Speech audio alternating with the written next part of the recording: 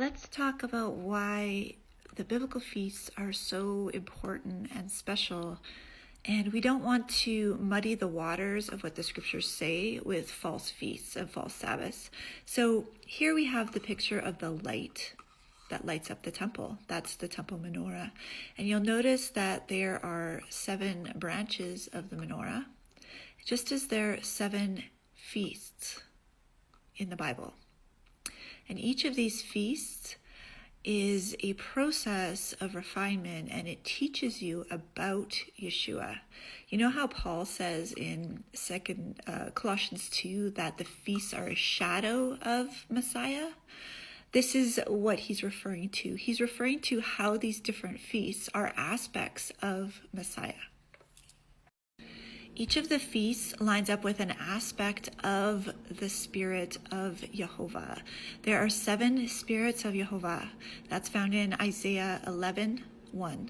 And so these are the 7 spirits, and they line up with the biblical feasts. So in each feast, you have a different aspect of the Spirit of Jehovah that you are learning and you are pressing and you are practicing. Each of the feasts depicts how Yeshua fulfills the different aspects of the prophetic feast. So they were all prophetic shadow pictures, right? And just like in the end, we're going to have more prophetic shadow pictures fulfilled that haven't quite been fully preached. Fulfilled in Greek means fully preached. So we've started to see the fulfillment and the fulfilled preaching of these elements. But as we go through history even further into the end, we're going to see a more fulfilled preaching of these feasts, right?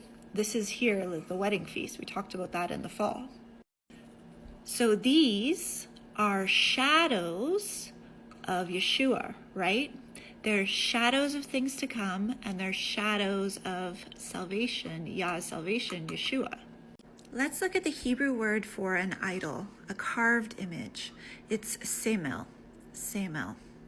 And this is a meaning to resemble, a likeness, a figure, or an idol. So the feasts are a carved image of the proper Yeshua.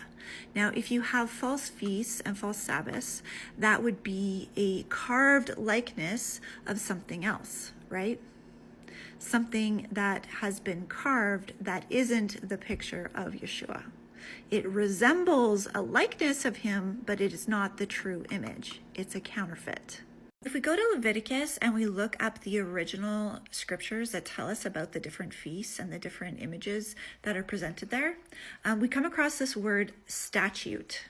Statute, what does that remind you of? Statue, right? It's an image, a statute forever. Let's look up at that in the Hebrew. This particular verse is about the first fruits offering. That happens after Passover. That is the day that Yeshua rose to heaven. Remember when he rose and the stone was rolled away, and then Mary came and she couldn't touch him because he had not ascended to the Father yet?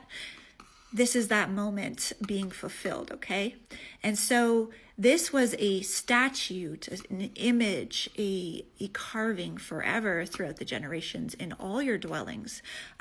So that word statute, here's that word for statute. It's haka. You got to kind of grunt in the back of your throat. So haka is how you would read it this way. Haka. And it means to carve, by implication, to delineate, also to entrench.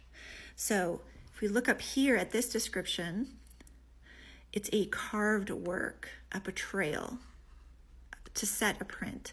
So you can see how the feasts are an imprint. They're a carving of what Jehovah is doing, right? It's a carving of his salvation and the fulfillments of his salvation. That's why we don't want to touch these images and carve out new false images like false feasts and false days. We want to learn the true image that he's given us. And that's his carved, printed, portrayed work, his works, not our own, not Rome's works, but his works. We want to learn his works and glorify his works, the things that he set out through all of time. We want to glorify those things, and not something that maybe Rome has set out or your Christian pastor has set out or whatever. We want to glorify his works alone. That's how we know him.